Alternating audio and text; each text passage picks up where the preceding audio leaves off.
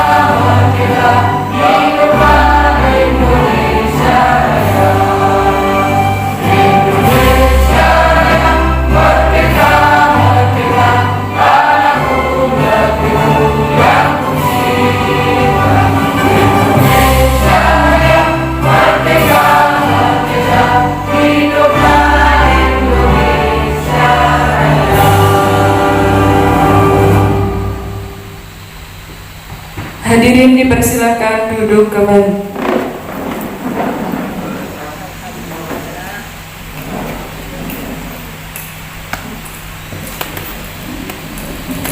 Selanjutnya sambutan dan arahan dari Bapak Camat Kepung sekaligus berkenan untuk membuka acara pada pagi hari ini. Kepada Bapak Muhammad Syaroni SPD dipersilakan.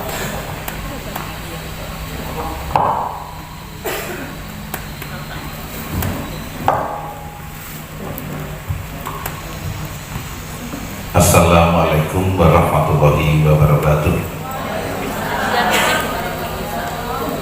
Bismillahirrahmanirrahim. Alhamdulillahirrahmanirrahim. Yang saya hormati Bapak Kepala BPMPD yang diwakili oleh Pak Tommy selaku Kabid Pak Tommy Kerjasama Desa, yang saya hormati Bapak Ibu Pendamping Kabupaten yang di depan Budila, Bapak-bapak Madrasah Merawipun, yang saya hormati pendamping desa Pak Asif dan kawan-kawan, dan juga segenap panitia, Bapak Ibu Kepala Desa Kecamatan Kepung, Ibu-ibu RDS dan Ibu-ibu KPM. Alhamdulillah pagi hari ini kita bisa bertemu di tempat ini untuk melakukan kegiatan peningkatan kapasitas. dari rahmat iman dari Tuhan Yang Maha Kuasa. Karena itu patutlah kita bersyukur dengan mengucap Alhamdulillahirabbil alamin. Tidak lupa salawat serta salam marilah tetap kita haturkan pada junjungan kita Nabi Muhammad SAW. Semoga kita semua nanti mendapatkan syafaatnya. Bapak Ibu yang saya hormati, untuk KPM Kecamatan Kebong ini desanya jumlahnya 10, rata-rata ibu-ibu semua. Kudu ibu-ibu udah enggak loh. Bapak-bapak jadi oleh. Ini bukan masalah. Ini menunjukkan bahwa potensi wanita itu luar biasa. Tepuk tangan untuk ibu-ibu. Seperti beberapa kali saya sampaikan, kalau ibu-ibu itu luar biasa potensinya dari mengerjakan sesuatu. Contohnya mawon sarapan bisa cukup dewe, tapi wong lanang ini cenderung di openi dipendesaken. Ngoten apa boten, Bu? Iya, alhamdulillah. Jadi peluangnya wong wedok untuk mencapai surga itu luar biasa banyak kan, ngoten. Sampai mau ngombe, sampai mau mangan, muka kolore bojone kan, ngoten itu. Semua itu ke sana arahnya. Dan Bapak Ibu, potensi wanita itu luar biasa. Beberapa kali saya sampaikan, ibu-ibu kan bisa mengerjakan pekerjaan beberapa. Kalau mau lanang itu fokus. Contohnya bapak-bapak kalau pagi hari melihat berita di televisi, berita olahraga, sepak bola kesukaan, begitu melihat itu 1-2 menit fokus. Kalau sudah fokus melihat itu tidak sulit untuk mendapatkan atau diomongi dari sumber yang lain, sehingga kalau dipanggil ibu-ibu itu cenderung boten ngerumu. Ketika contohnya Pak Asin nonton, oh ibu bojo ini Pak Rendeng nonton bal-balan, terus kadung nasi dan kesukaan bulura makin ya kopi ini siap terus boten ngereken. Padahal kopi sing diharapkan, tapi kadang fokus nang sepak bola sehingga menjadi seperti itu. Di panggilan kedua ya gak ketemu, baru panggilan ketiga sebabnya didekati sambil dijawil kan, seperti itu baru bisa mengalihkan perhatian. Berbeda ibu bisa mengerjakan beberapa pekerjaan dalam satu waktu. Kalau pagi hari bisa keluar di samping goreng tempe, di samping balas WA, itu bisa bareng-bareng seperti itu. Ini potensi wanita, sehingga ini tidak ada salahnya kalau kader pembangunan ini diambilkan dari ibu-ibu, karena ibu-ibu itu ya teliti dan juga non jauh bilang ya cerewet dan nonton. Karena memang itu Pak kodratnya. Jadi beberapa kali saya sampaikan, wong lanang itu sing menang itu satu hari itu 5.000 kata, sing rada ana omongi 6.000 kata, wong lanang sing cerewet itu 7.000 kata satu hari yang butuh untuk dikeluarkan. Kalau ibu-ibu berbeda, ibu-ibu sing menang itu 21.000 kata lah.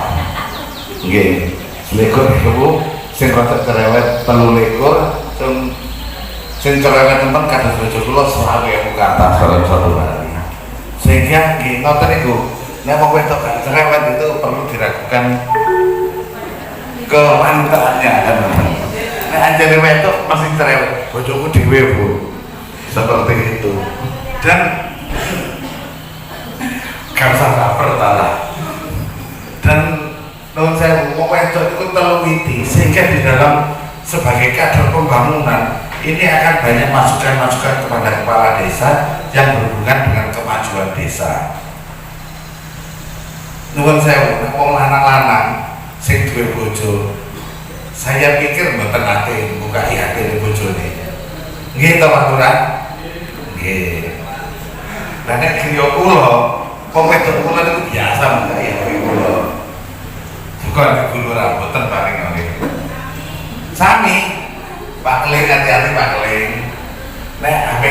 sore dibuka itu tapi aman, tidak ada masalah. Oke.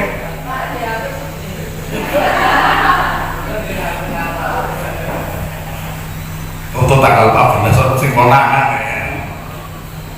Jadi seperti itu, dengan ketelitian sebagai seorang wanita ini memungkinkan untuk membawa desa itu pada kemajuan. Jadi kalau contohnya ada jalan yang kurang baik, wong lanang biasanya liwat, coba ya. Dan wong itu enggak, mesti komen.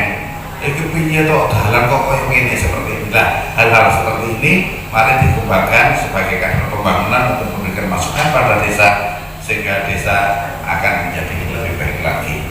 Selanjutnya Bapak Ibu fokus pada peningkatan kapasitas ini yaitu upaya zero stunting, artinya tidak ada stunting sama sekali di desa kita masing-masing. Hal ini zero stunting tidak mungkin bisa dicapai tanpa ada peran dari penjenengan semua, dari KPM maupun LDS. Jadi Bapak Ibu sepertinya stunting itu urusan pribadi masing-masing keluarga. Wong tua berharap anaknya pinter, berpotensi dan lain sebagainya. Tapi ini juga kebutuhan suatu negara. Pemerintah negara Indonesia butuh ke depan ini generasi yang ada di Indonesia ini betul-betul potensi, betul-betul kompetitif, mampu memenangkan persaingan internasional di dalam segala hal. Beberapa kali saya contohkan pemain timnas sepak bola kita hari ini, wong yang ganteng, dhuwur dan pinter-pinter. Itu harapan dari negara ke depan generasi kita itu seperti itu. Jadi di dalam segala hal tidak ada stunting sehingga kita mampu memenangkan persaingan internasional. Nah, untuk mencapai hal itu tidak mungkin kita diam saja atau kita biarkan kita ikuti kehidupan ini, tidak, melainkan harus ada pengkondisian sejak awal. Salah satunya yaitu kita berusaha agar tidak ada pernikahan dini, tidak ada anak-anak menikah di bawah usia, sehingga calon manten ibu-ibu, calon ibu ini pada kondisi yang betul-betul siap untuk melahirkan, dari usia cukup, dari kesehatan juga demikian, sehingga kita perangi anemia sejak anak-anak di usia SMP.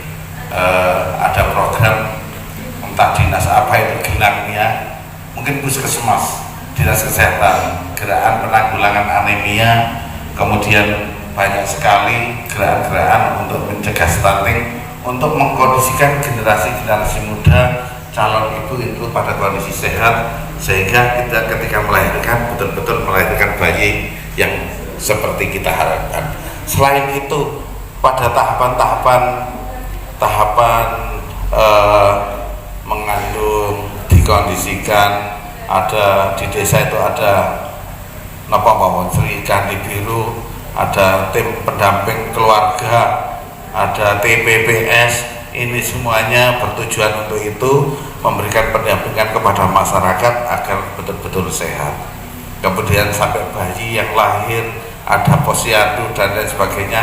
Semua tujuannya adalah untuk mendapatkan generasi-generasi yang kompetitif seperti yang kita harapkan.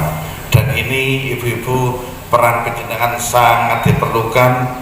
Ibu kepala desa diharapkan juga demikian, cermat, teliti, kemudian peduli kepada lingkungan, dan selalu memberikan masukan-masukan kepada Bapak Kepala Desa untuk perbaikan generasi-generasi yang akan datang. Bapak dan Ibu, dengan kegiatan ini harapan kita penjenengan akan bertambah pengetahuan, bertambah keterampilan, sehingga jenengan semakin siap mengawal desa dan semuanya. Artinya desa itu ya dari pembangunan fisik juga pembangunan manusia. Kemudian untuk mencapai zero stunting, peran penjenengan betul-betul sangat diharapkan. Kiranya demikian Bapak Ibu yang bisa saya sampaikan. Segala kekurangan mohon maaf. Saya akhiri. Assalamualaikum warahmatullahi wabarakatuh. Selanjutnya Selanjutnya Bapak Ibu, dengan demikian kegiatan peningkatan kapasitas untuk KPM RDS dengan tema Zero Stunting saya nyatakan dibuka.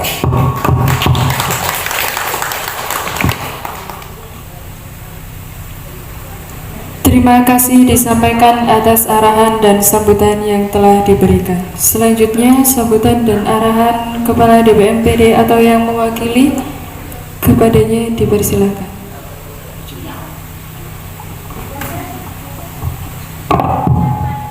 Terima kasih.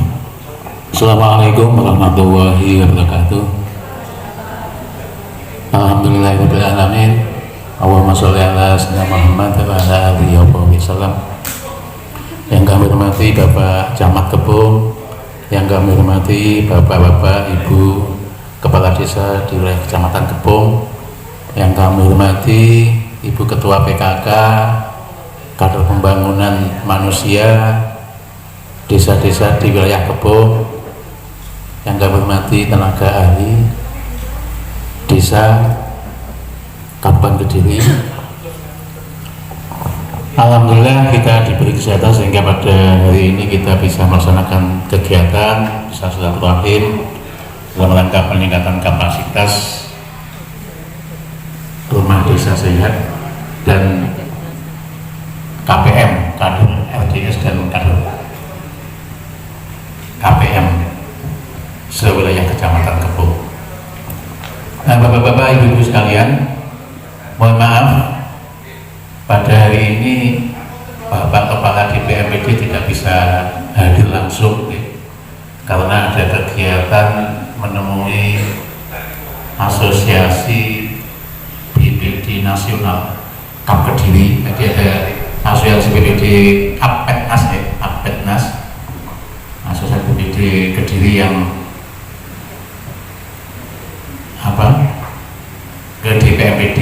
Jadi Pak Agus menemui pada hari ini, pada siang hari ini menemui APETNAS bersama Kepala Bidang Pemerintahan Desa Pak Hendrik. Yang kedua kalinya, mohon maaf juga karena seharusnya yang membidangi KPM dan LDS itu bidang kemasyarakatan desa, Pak Camat. Jadi bidang kemasyarakatan desa itu kabitnya Bu Hermin. Namun demikian Bu Hermin pada hari ini ada pembahasan rancangan Pergub tentang lembaga kemasyarakatan desa. Jadi termasuk KPM, termasuk mungkin posyandu dan sebagainya. Jadi hari ini bidang yang menangani itu sedang ada pembahasan rancangan Pergub tentang lembaga kemasyarakatan desa, menindaklanjuti Permendagri 13 tahun 2024 tentang lembaga kemasyarakatan desa. Memang lembaga kemasyarakatan desa itu ada Permendagri yang baru di tahun 2024, yaitu Permendagri nomor 13 tahun 2024. Sehingga ini saya penggantinya Pak. Jadi penggantinya ini mungkin karena saya perlu mengenalkan gitu.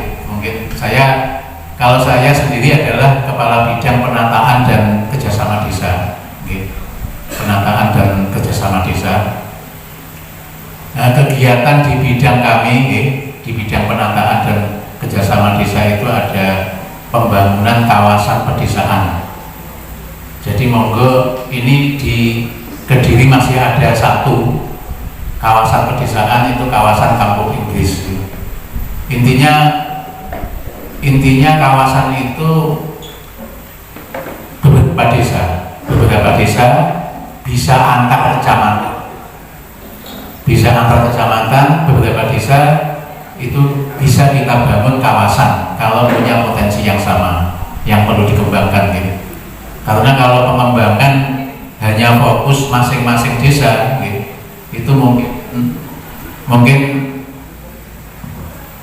terbatas. Tapi kalau kita bentuk kawasan misalnya sewilayah Kecamatan Kebong, mungkin ditambah kandangan yang mempunyai potensi sama, kita bentuk kawasan, kemudian kita kembangkan, mungkin nanti bisa perkembangannya lebih baik. Yang pertama itu kawasan pedesaan, yang kedua adalah kerjasama desa, kerjasama desa. Nah ini mungkin tahun 2025 ini, nah ini saya sebenarnya sudah sosialisasi ke kecamatan yang biasanya diwakili Pak Joko Kasihonnya tentang kerjasama desa.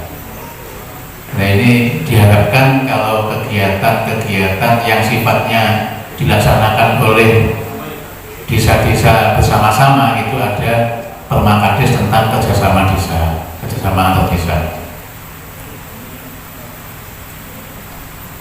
Itu yang kedua. Yang ketiga,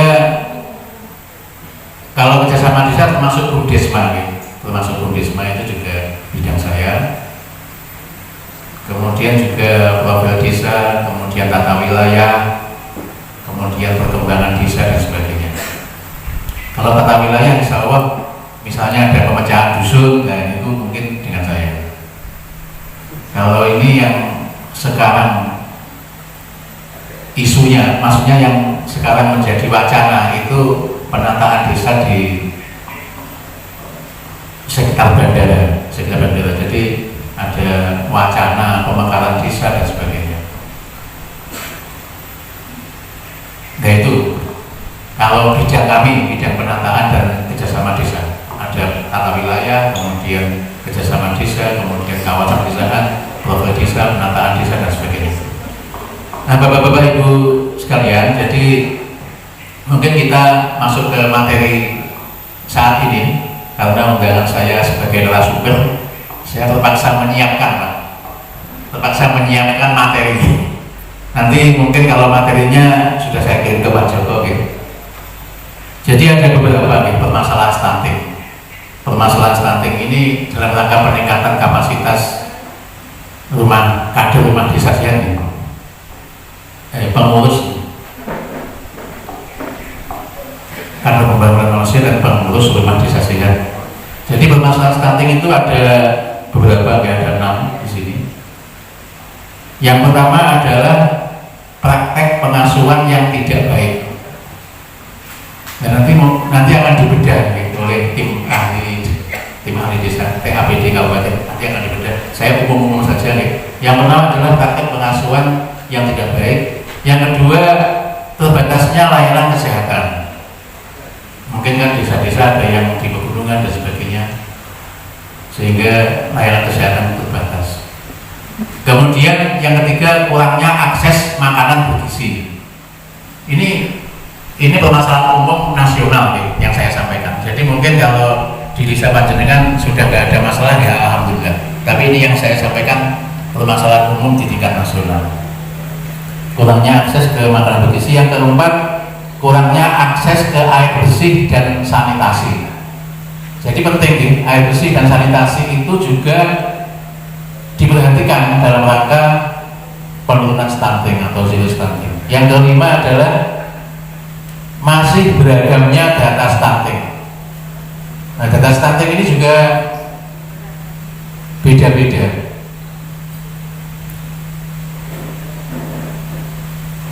Kadang-kadang datanya desa dengan datanya kabupaten juga nggak